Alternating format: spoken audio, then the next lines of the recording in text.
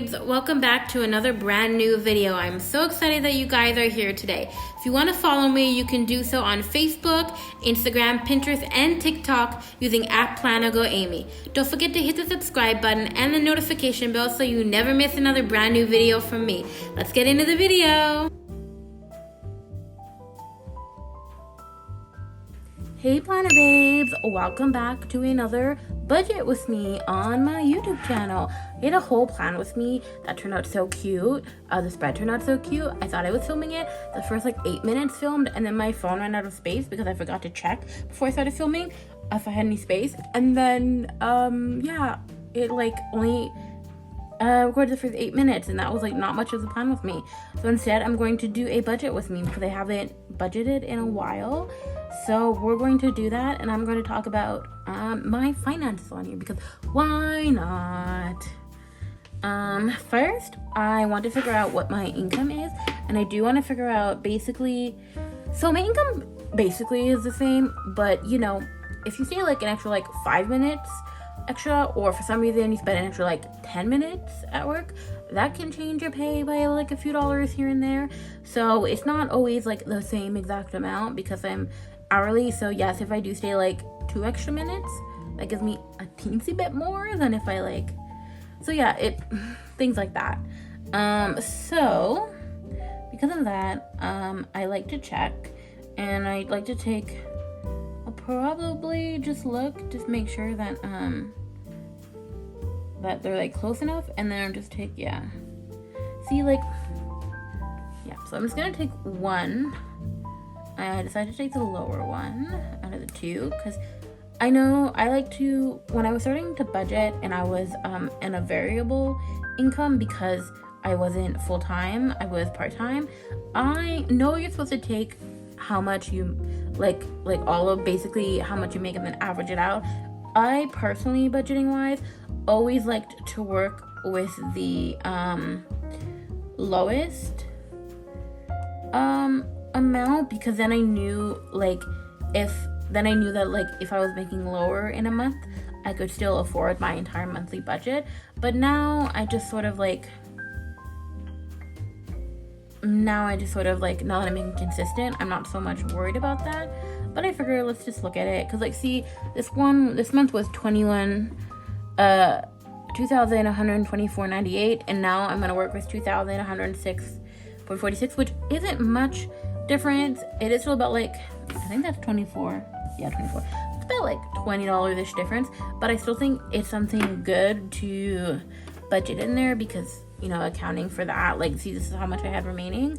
So yeah, let's do this.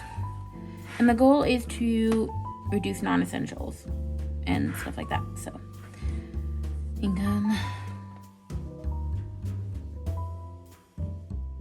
And by the way, I think you could write out your paychecks into two. I just literally wrote the number I didn't want to write. Oh well, I copied that number when I'm working with a different number. I'm just gonna write down. I'm using a packaging as my note paper, so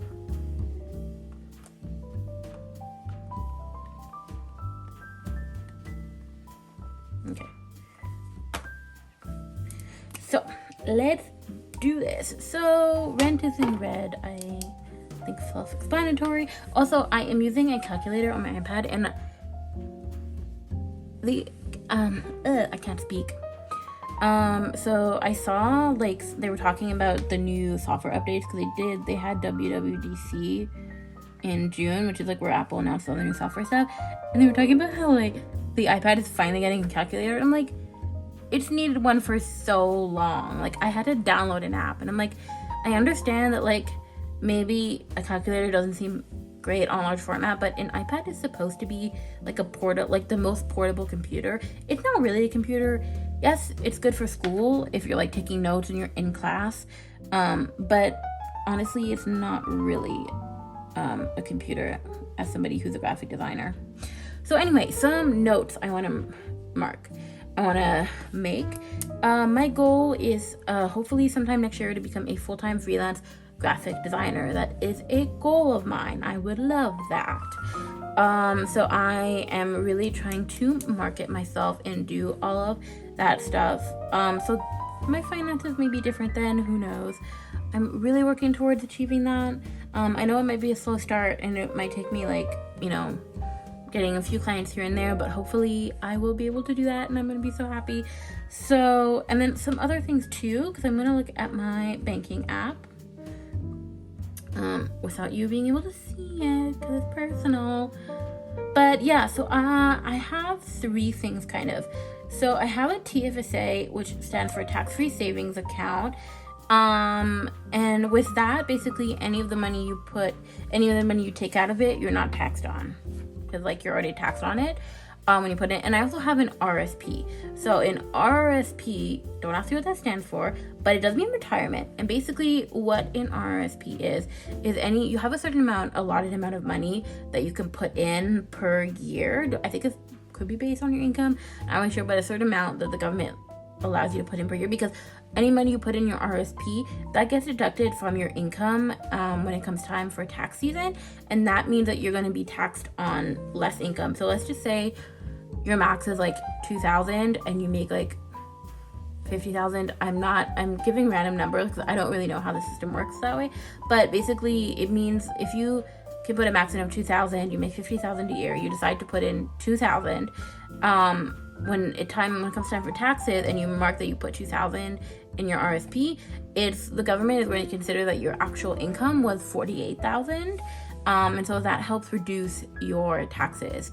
Now obviously I don't know how it's going to work this year now that I'm full-time, but last year I made so little that I got money back from the government, which basically means that when I put money in my RSP, I potentially got more back because of it. Had I not put in, I wouldn't have gotten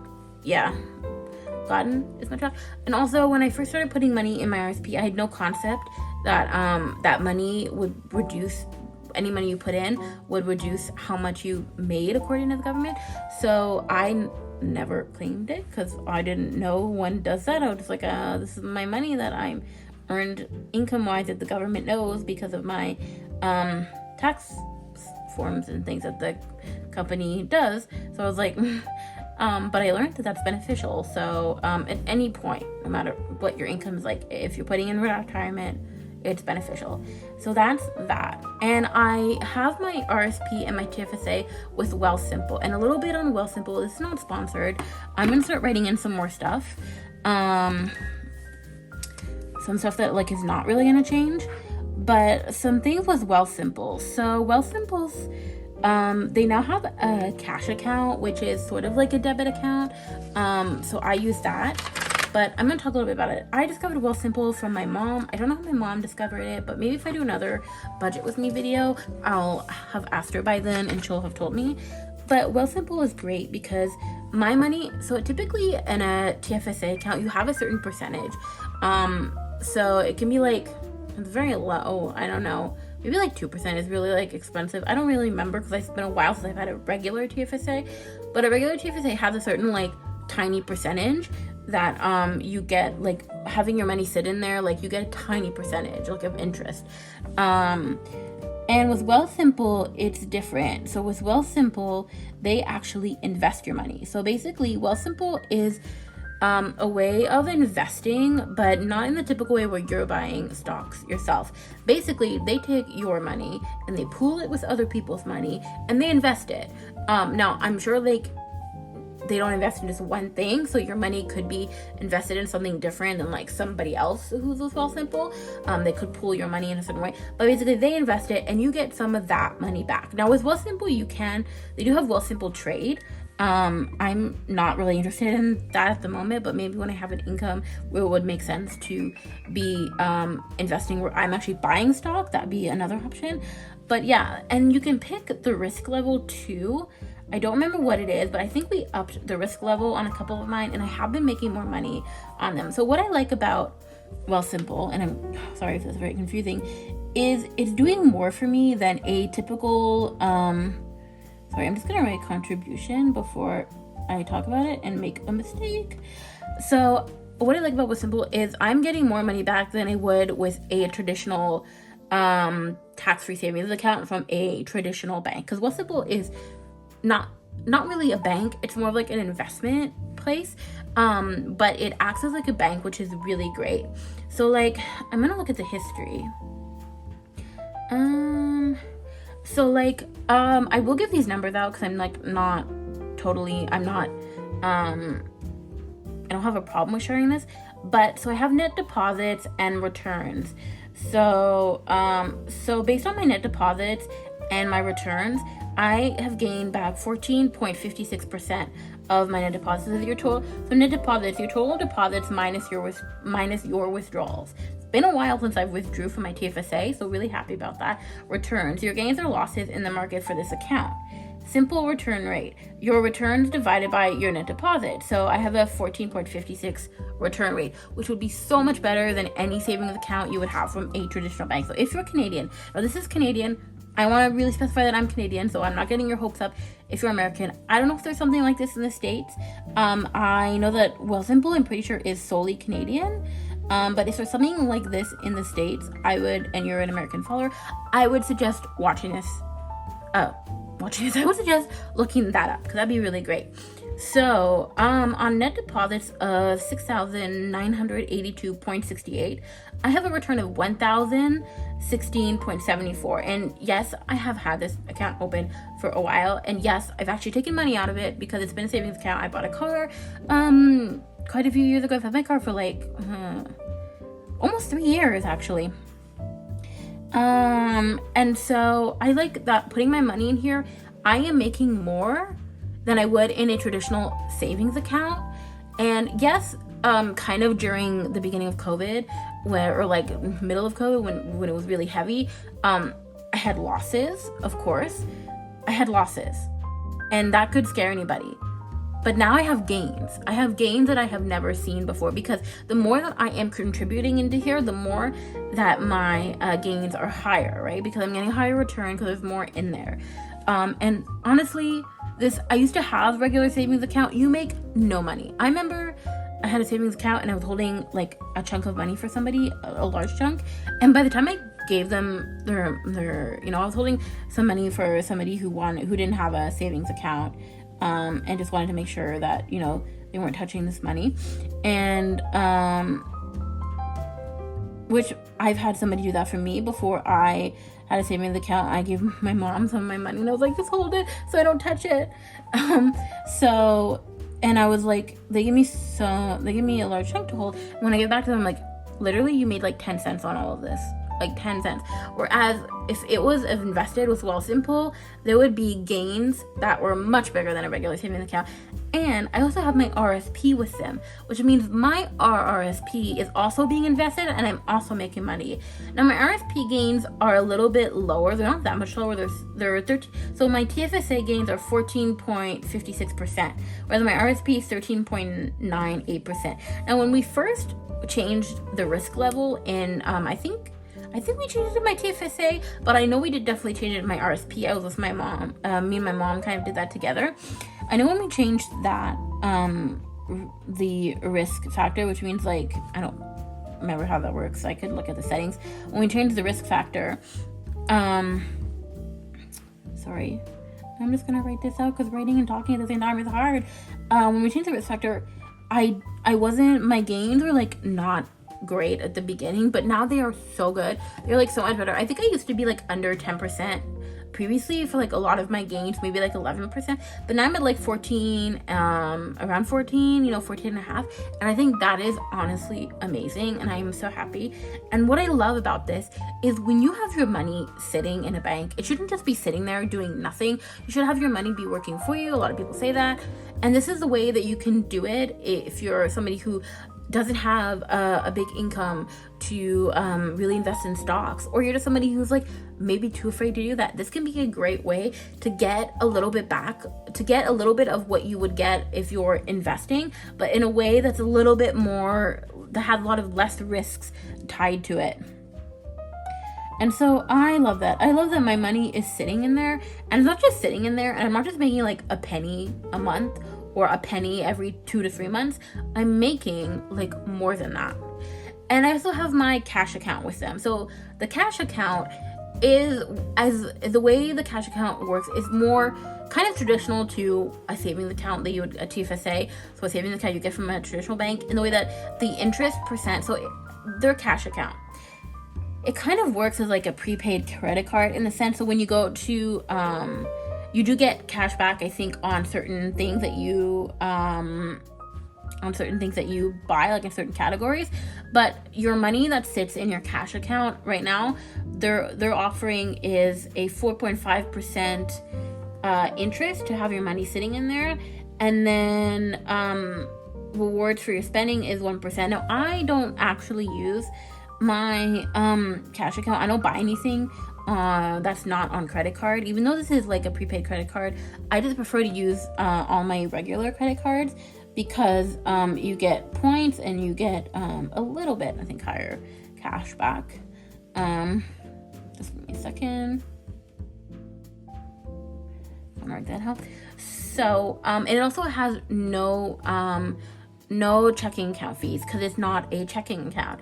So again, I like this better than a traditional checking account, because even though I'm not making a large amount back, it's nothing like my TFSA, it's nothing like my RSP.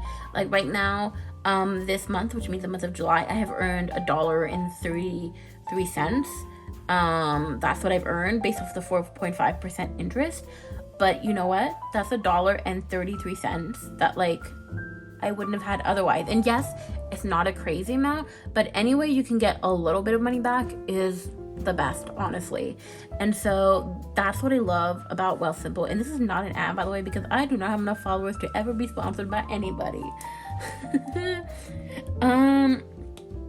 Other financial things I want to talk about before I maybe talk more about my Wealthsimple stuff is my mom not too long ago was kind of found somebody else for car insurance, and then suggested I go with him, and I have gotten a much better rate. So this was my monthly that I was paying with my car insurance, with another brand, and they actually just sent me the new one for the new year, because obviously you ideally have to not renew your policy within like 30 days before it starts, like at least minimum, 30 days before you start. Don't want to do it too late.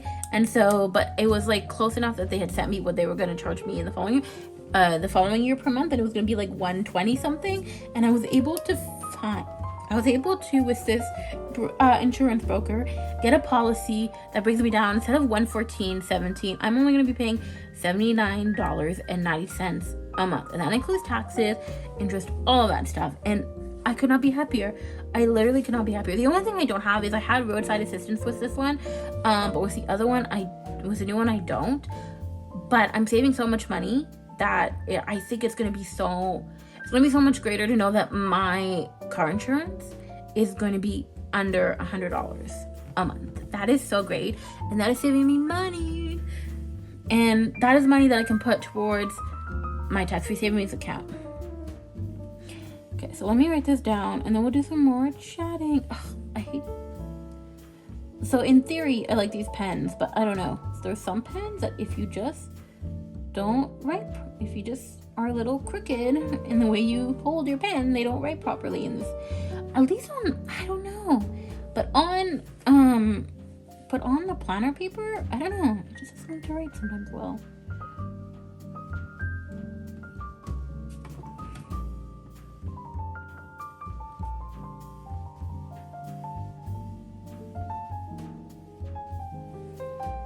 Okay, so I almost wrote the old number, but yeah, I'm gonna write the new number. Hello, pen, please work. And it's not because the pen is dead.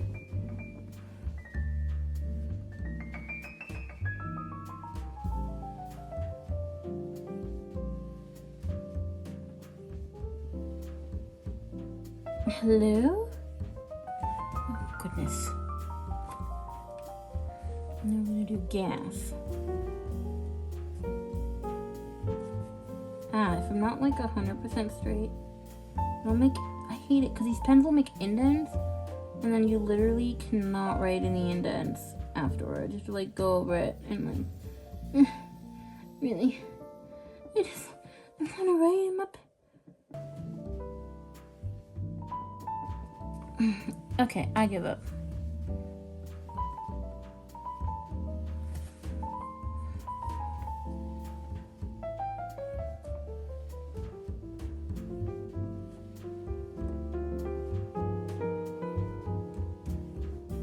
Look at how atrocious this looks. So atrocious. I am just making sure that we're still filming. Okay. Next, I'm going to write. I'm still paying for Fitness Plus, and I haven't used it in a while, so I think I need to cancel it and then renew it when I'm going to go back to using it. I forgot about that, but I'm going to do that soon.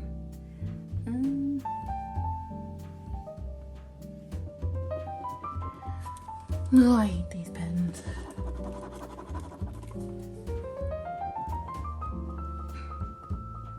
Like, what does this look like? It certainly doesn't look like a D for Disney.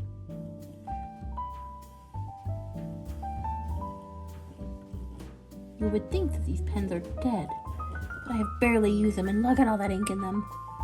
You can just see the ink. I don't know, this doesn't look like the word Disney.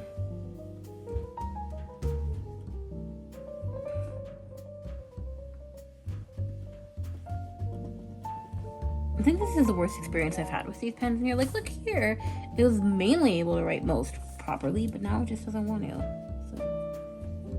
So there's something on it. You can kind of see. See now, okay.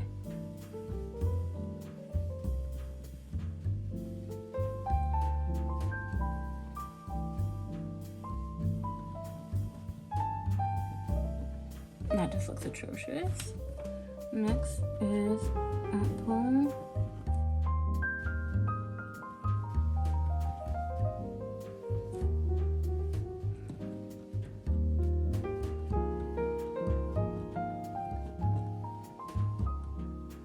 And then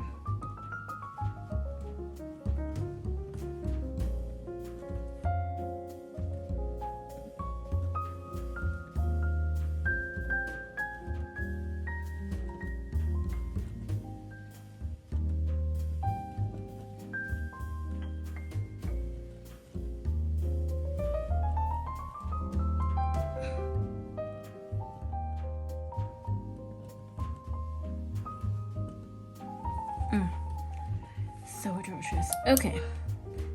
And then, so we're gonna look at what we have right now, and we're gonna look at what is left over right now. I have the calculator app, and it already has my monthly in there, and we're gonna minus the rent, which is $650. We're then gonna minus the $79.90. And we're gonna minus the $70 for gas. We're gonna minus all of these. We'll just do a quick minus 342.44 minus 342.44. That leaves us with 964.12, and we're gonna minus all of these. Minus 13.79 minus 11.19 minus 14.55. Leave us with 924.59. Now out of that, we gotta get food and basically non-essentials. This feels sus though. Does feel sus, but it's cool. So I'm gonna write. Testing out these pens first.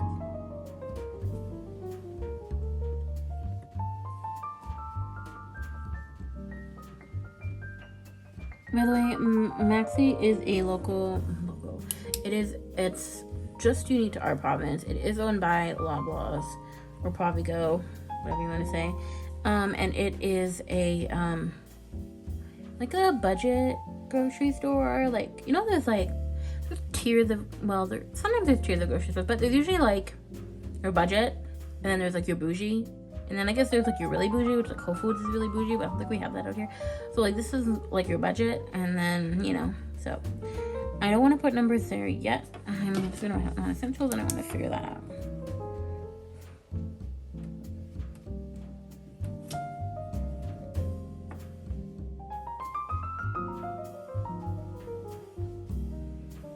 hate these pens. They just don't write. I don't know what anybody said, but they don't write.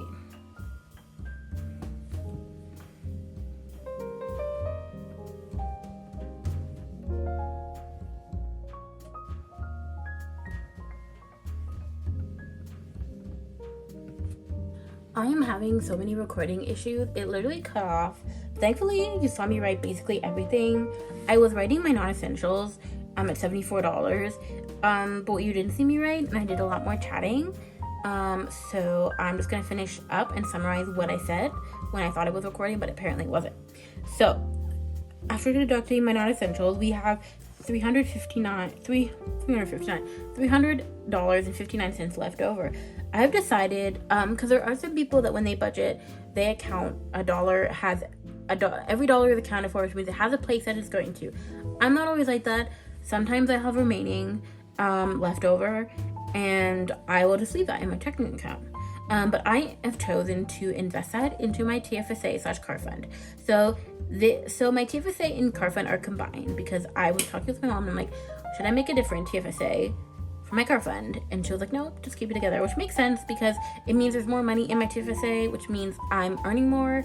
My return rate is going to be higher. So I am just going to have this amount in August that is going to go towards my car fund.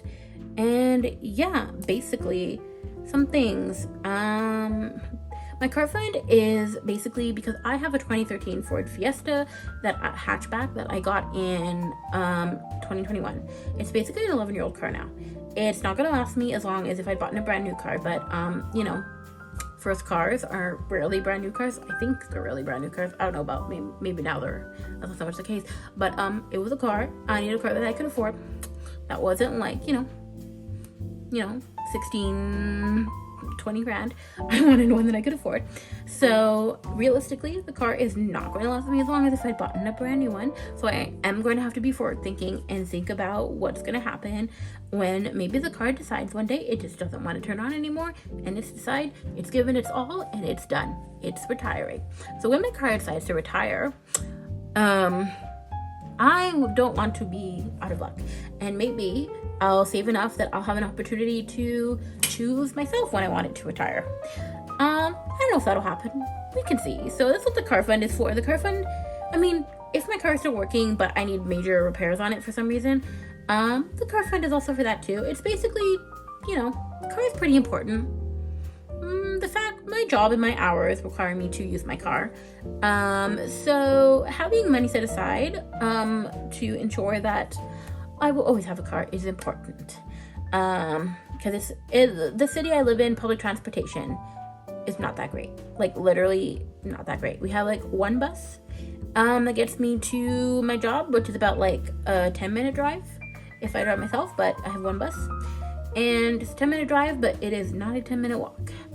And one bus, and then in the middle of the day it doesn't work. So if you for some reason has started work at like 11:30 and finished at 3:30, the bus stops at like the last stop it picks up at near my area, which is towards the end of its route in the morning, is about like 9 something, like right before 9, quarter to 9, and then it only starts back up at the beginning of its route at about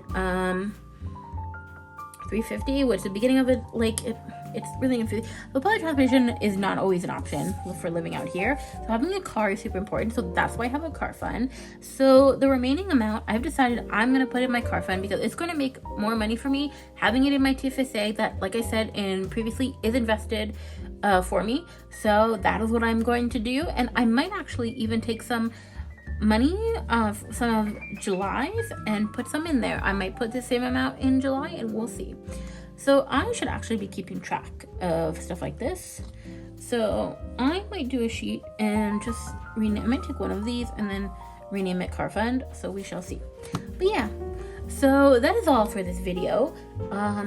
And I hope I don't have recording problems next time I go to film something. But that is all. If you enjoyed this video, let me know in the comments down below. If you have any questions, please message me any financial questions about my finances that I'm willing to share, message me on Instagram at @planneramy, and I will share what I feel comfortable sharing. But other questions, you can also leave them in the comments down below. You can follow me at @planneramy on Instagram, TikTok, and Threads. You can hit the subscribe button and the notification bell so you never miss another brand new video from me. That is all. Bye.